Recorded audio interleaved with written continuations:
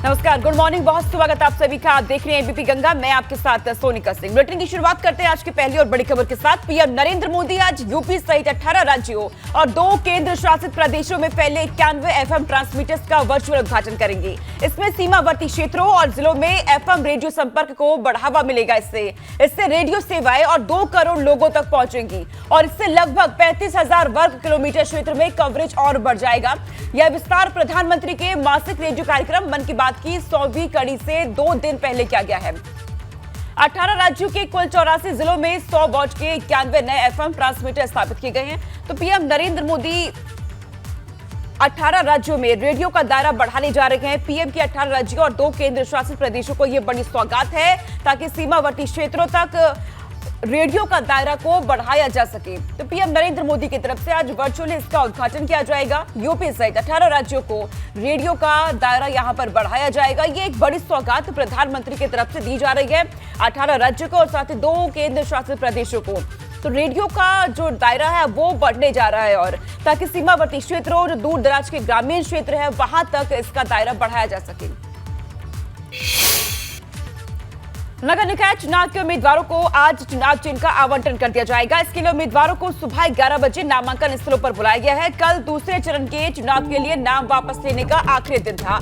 अब ये साफ हो गया है कि किस पद के लिए कितने प्रत्याशी मैदान में हैं। मान्यता प्राप्त दलों के लिए 18, निर्दलीय पार्षद प्रत्याशियों और सदस्यों के लिए 42, तो निर्दलीय महापौर और पालिका पंचायत अध्यक्ष के लिए 39 और पंजीकृत अमान्यता प्राप्त दलों के लिए 13 चुनाव चिन्ह जारी किए गए हैं। इन्हें आज आरओ की ओर से आवंटित किया जाएगा। तो निर्दलीय महापौर पालिका पंचायत अध्यक्ष के लिए 39 सिंबल है। निकाय चुनाव के प्रत्याशियों को आज चुनाव चिन्ह मिलने जा रखा है। मान्यता प्राप्त दल के प्रत्याशी पार्टी सिंबल पर ही चुनाव लड़ने जा रहे हैं। तो वही निकाय चुनाव के प्रत्याशियों को आज चुनाव चिन्ह मिलेगा। ये बड़ी खबर। 2 चरणों में निकाय चुनाव हो रहे हैं। पहला चरण 4 मई को है और दूसरा 11 मई को। उसके बाद 13 मई को रिजल्ट भी सामने आ जाएंगे कि जनता ने किसे अपनी शहर की सरकार चुना है।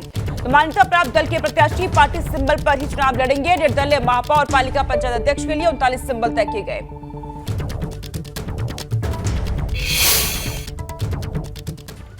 निकाय चुनाव को लेकर के धुआंधार प्रचार करने में लगे हैं सीएम योगी आदित्यनाथ। आज से सीतापुर, लखीमपुर, बलरामपुर और गोरखपुर के 2 दिवसीय दौरे पर रहेंगे और जनसभाएं करने वाले हैं। सीएम सबसे पहले सीतापुर, लखीमपुर जाएंगे और फिर गोरखपुर आकर निकाय चुनाव को लेकर बैठक करेंगे।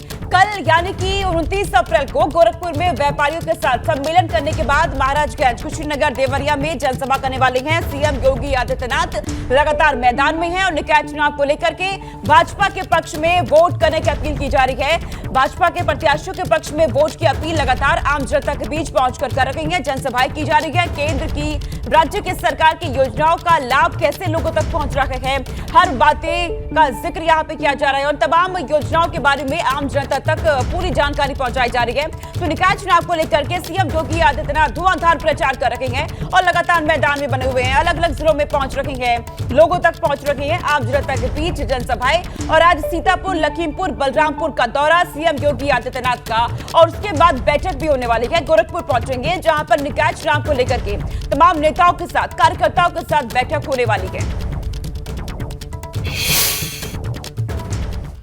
निकाय चुनाव में भाजपा ने अपने सभी दिग्गजों को मैदान में उतार दिया है। प्रदेश अध्यक्ष भूपेंद्र सिंह चौधरी आज गाजियाबाद और मेरठ में कार्यकर्ताओं को जीत का मंत्र देंगे।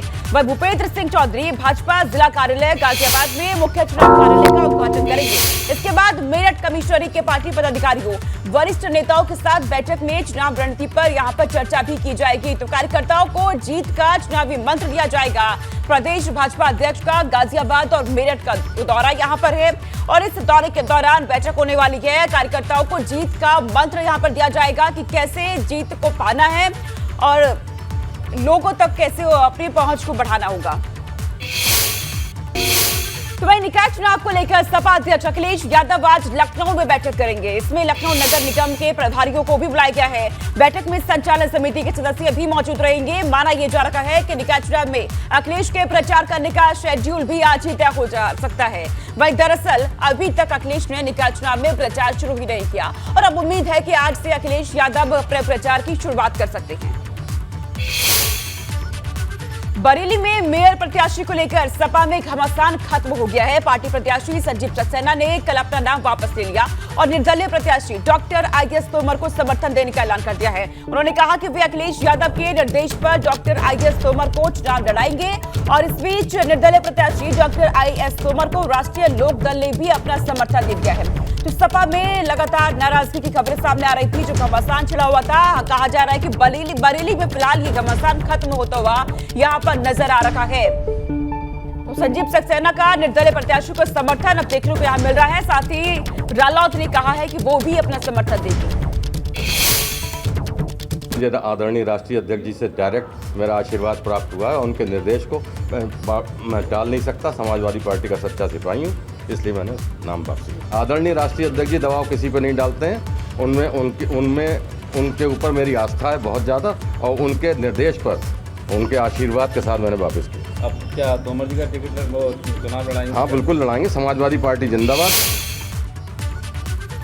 निकाय चुनाव में प्रत्याशियों की लिस्ट जारी होने के बाद अलग अलग पार्टियों में बागी सामने आ रही हैं। गाजियाबाद में भी भाजपा में बगावती तेवर देखने को मिले, तो यहाँ चुनावी कार्यालय पर हंगामा और मारपीट देखने को मिला है। हालांकि गाजियाबाद के भाजपा के प्रभारी अमित वाल्मीकि का कहना है कि लिस्ट को लेकर कुछ नाराजगी थी, लेकिन काफी कार्यकर्ताओं को समझा लिया गया। हमारे साथ बात करने के लिए यहाँ के प्रभारी हैं अमित वाल्मीकि जी, आपसे जानना चाहेंगे कि जिस तरीके से बागी जो हैं उनसे किस तरह निपटेंगे आप, क्योंकि वार्डों में तमाम ऐसे लोग हैं जो कि खड़े हो गए हैं आपके पार्षदों के जिन्हें आपने टिकट दिया है। ऐसा है कि अंतिम समय में क्योंकि सूची फाइनल हुई और भारतीय जनता पार्टी के जो आवेदन करने वाले थे उनकी सूची बड़ी लंबी थी, तो जिन्होंने बागी के रूप में प्रत्याशी बने हैं उनको समझाने का प्रयास किया गया है और बड़ी संख्या में सबने पर्चे वापस भी लिए हैं अपने जो नामांकन किया था, और पूरी पार्टी मजबूती से लगी हुई है। निश्चित रूप से भारतीय जनता पार्टी के प्रत्याशी वार्डों में भी जीतेंगे और मेयर का भी कैंडिडेट पिछली वोटों से अधिक जीतेगा। कल भाजपा प्रदेश अध्यक्ष भूपेंद्र चौधरी ने गोरखपुर और आजमगढ़ में कार्यकर्ताओं को जीत का मंत्र दिया। उन्होंने दावा किया कि भाजपा नगर निकाय चुनाव में बड़े जनादेश से जीत दर्ज करेगी। उन्होंने बीजेपी के कैंपेन सॉन्ग को बताया, सपा की सच्चाई बताया है। बीजेपी प्रदेश अध्यक्ष ने कहा कि विधानसभा चुनाव में पूर्वी उत्तर प्रदेश में बीजेपी का प्रदर्शन आशा अनुरूप नहीं रहा। हमने हार की समीक्षा की है और हम नई रणनीति के साथ नगर निकाय चुनाव में जा रहे हैं। तो भाजपा का कैंपेन सॉन्ग सपा की सच्चाई, भूपेंद्र चौधरी की तरफ से ये बातें यहाँ पर कही गई हैं। निकाय चुनाव में भाजपा ने बड़ी जीत का दावा भी यहाँ पर किया है और साथ ही कहा है कि बड़े जनादेश से जीत यहाँ पर दर्ज की जाएगी। निकाय चुनाव में भूपेंद्र चौधरी की तरफ से ये बड़ी बातें कही गई। रामपुर की मिलक नगर पालिका से सपा प्रत्याशी केतकी देवी के लिए सपा नेता अब्दुल्ला आजम ने चुनावी सभा को संबोधित किया। इस दौरान अब्दुल्ला आजम ने बिना नाम लिए रामपुर से भाजपा विधायक आकाश सक्सेना पर तंज कसा। अब्दुल्ला आजम ने आकाश सक्सेना को संविदा का विधायक बताया। अब्दुल्ला आजम ने कहा कि पुलिस के डंडे से वो 4 साल के लिए संविदा के विधायक बने हैं। हमारे रामपुर से भी एक संविदा के विधायक बन गए पुलिस के डंडे से। 3-4 साल की संविदा का रहा है ये। और सबसे बढ़िया बात है, उन्होंने मतलब आदमी बातचीत में ईमानदार रहे, तो जीतने के अगले दिन उन्होंने खुद कह दिया कि मैं कैसे जीता हूं ये मुझे भी मालूम है, क्योंकि उससे 1 साल पहले वो जेल में लेटे हुए एक शख्स से करीबन 60,000 वोटों से हारे थे। वो आपके बसपा प्रत्याशी जो है उनके यहाँ आते हैं, क्यों आते हैं? राजनेता है भाई, ये तो वही बेहतर बता सकते हैं। लेकिन हमारे लिए कम से कम एक बात की कहने की है कि हम जिसके होते हैं उसके होते हैं, और जिसके नहीं होते हैं तो फिर उसके नहीं होते हैं। अगर आपके हैं तो आपके हैं, और उसके लिए हर कीमत अदा करी है, और मालिक ना करे आगे अदा करनी पड़ेगी तो उसके लिए भी तैयार है, क्योंकि आपके हैं तो इंशाल्लाह हमेशा आप ही के रहेंगे। और अब खबर है कानपुर देहात से, जहां एक शिक्षक ने निकाय चुनाव के प्रत्याशियों के लिए कुछ शर्तें रखी हैं। शिक्षक ने कहा कि उनकी ये शर्तें जो पूरा करेगा उसी को वोट देंगे। बाकायदा शिक्षक ने अपने घर के बाहर पोस्टर लगाया है जिसमें उसने अपनी सभी 8 शर्तों को लिखा है। आपको बता दें, शिक्षक की शर्तें कुछ इस प्रकार है, जैसे कि जो परिवारवाद, जातिवाद रहित लोकतंत्र हित चाहेगा, जो पूरा राष्ट्रगान सुना सकता हो, जो पान मसाला थूक करके धरती मां पर संक्रमण चित्रकारी न करता हो, जिसकी ईमानदारी ऐसी हो कि सांस लेने के लिए पौधे लगाए, जो क्षेत्र में मच्छर को पनपने ना दे। ये बातें, ये शर्तें, ये पोस्टर भी चस्पा यहाँ पे कर दिया गया है। अपने ही घर के बाहर शिक्षक ने ये पोस्टर लगा दिया है और 8 शर्तें इस पे लिखी गई हैं और कहा है कि पहले शर्तों को अगर पूरा किया जाएगा उसी को हम वोट देंगे। यहाँ के जो मतदाता हैं उन्होंने प्रत्याशियों के लिए एक चुनौती साबित कर दी है।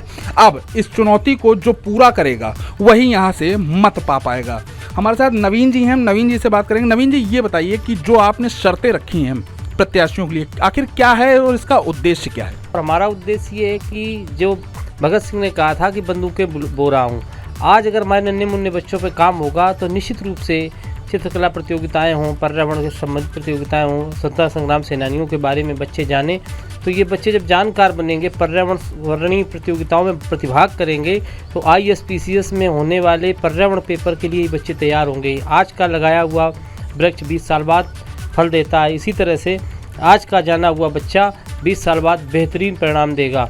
साथ ही जो स्नातक स्तर पर पर्यावरण का एक पेपर होता है वो पूरा हो जाएगा।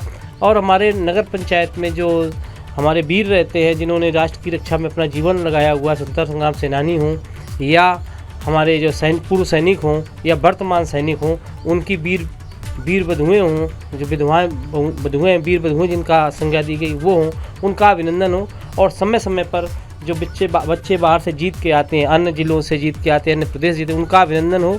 और किसी प्रतियोगी परीक्षा में जब वो जीतते हैं, सेलेक्ट हो, तो उनका अभिनंदन हो, जिससे और बच्चे भी प्रेरित हों, अभिभावक प्रेरित हों कि हमें भी अपना बच्चा इस तरह का बनाना होगा। सीधा रुख करते इस वक्त आ रही बड़ी खबर का। अतीक अशरफ हत्याकांड को लेकर आज सुप्रीम कोर्ट में सुनवाई होगी। अतीक अशरफ हत्याकांड में उत्तर प्रदेश सरकार ने सुप्रीम कोर्ट में कैविएट याचिका दाखिल की है। दरअसल 15 अप्रैल को पुलिस की मौजूदगी में अतीक और अशरफ की हत्या के जांच के लिए सुप्रीम कोर्ट के एक पूर्व न्यायाधीश की अध्यक्षता में एक स्वतंत्र विशेषज्ञ समिति गठित करने की मांग की गई है। इसके साथ ही याचिका में यूपी में 2017 से अब तक हुए 183 एनकाउंटर की जांच भी सुप्रीम कोर्ट के रिटायर्ड जज की निगरानी में एक्सपर्ट कमेटी से कराने की मांग इस याचिका में की गई है। तो सुप्रीम कोर्ट के रिटायर्ड जज से जांच कराने की मांग। अतीक अशरफ मर्डर केस में सुप्रीम सुनवाई आज होने जा रही है और इसी के साथ इस याचिका में मांग की गई है कि यूपी में हुए सभी एनकाउंटर की भी जांच की जाए।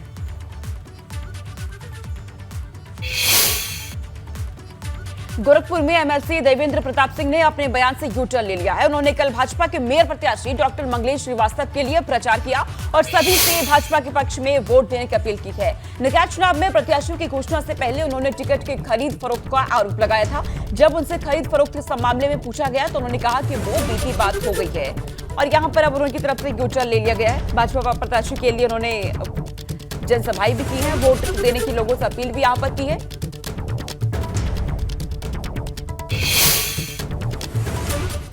यूपी निकाय चुनाव में आम आदमी पार्टी के प्रत्याशियों के समर्थन में दिल्ली से लेकर पंजाब तक के मंत्री प्रचार करते हुए नजर आएंगे। अगले 1 से 2 दिन में दिल्ली और पंजाब सरकार के मंत्री प्रचार में जुटे हुए दिखाई देंगे। हमारे साथ में इस समय आम आदमी पार्टी के प्रदेश के मुख्य प्रवक्ता वैभव माहेश्वरी हैं। उन्हीं से जानते हैं क्या रणनीति है। वैभव जी, किस तरह से उत्तर प्रदेश में आप लोग प्रचार अभियान अपना चलाएंगे? जैसे बाकी दल जो है कोई विधायकों को उतार रहा है, भाजपा की बात करें तो खुद मुख्यमंत्री प्रचार कर रहे हैं, आम आदमी पार्टी किस तरह से प्रचार अभियान में? देखिए, कहने को तो छोटा चुनाव है लेकिन बहुत बड़ा है। उत्तर प्रदेश में 4000 से ज़्यादा सीटें हैं और इसमें हज़ारों की संख्या में हमारे कार्यकर्ता लगे हुए हैं। मेनली ये चुनाव स्थानीय बहुत लोकल मुद्दों के ऊपर होता है, लेकिन फिर भी जनता के बीच में जाने के लिए चर्चित चेहरों की ज़रूरत पड़ती है। तो जिसमें आम आदमी पार्टी के पास ऐसे लोगों की कोई कमी नहीं है। बहुत ही चर्चित और बढ़िया जो लोग अपनी पहचान बना चुके हैं, ऐसे नेताओं की यहाँ पर युवा नेताओं की भरमार है। तो हम ये देख रहे थे कि आम आदमी पार्टी के जो दिल्ली के तमाम MLAs हैं, उनमें से बहुत सारे लोग हैं जिनका यूपी से कनेक्शन है। तो यूपी से कनेक्शन वाले MLAs को भी यहाँ पे ड्यूटी लगाई गई है। लगभग 25 की संख्या में ऐसे MLAs यहाँ पर हैं। इसके अलावा पंजाब में हमारी सरकार है, पंजाब में भी 2-3 लोग ऐसे होंगे प्रोमिनेंट, ख़ास तौर से मिस्टर जीवनजोत कौर जो अमृतसर के एमएलए हैं जिन्होंने नवजोत सिंह सिद्धू को हराया था, उनका भी आने का कार्यक्रम है। हमारी दिल्ली की नव निर्वाचित मेयर जो हैं शैली ओबरॉय, उनका भी यहाँ पर प्रोग्राम लगाए गए हैं। हमारे मध्य प्रदेश की जो सिंगरौली के मेयर हैं रानी अग्रवाल जी, उनका प्रोग्राम भी यहाँ लगाया गया है। तो कुल मिला के ये कि पार्टी एनालाइज़ कर रही है कि कौन सी सीटों पर वो अच्छा प्रदर्शन कर रही है, किन सीटों पर ज़्यादा चांसेस हैं, तो वहाँ पर कोशिश करके और तमाम और समीकरणों के आधार पर इन लोगों की ड्यूटी लगाई जा रही है और ये जाएंगे और निश्चित रूप से ये बहुत ही अच्छा प्रभाव डालेंगे वोटर्स के बीच।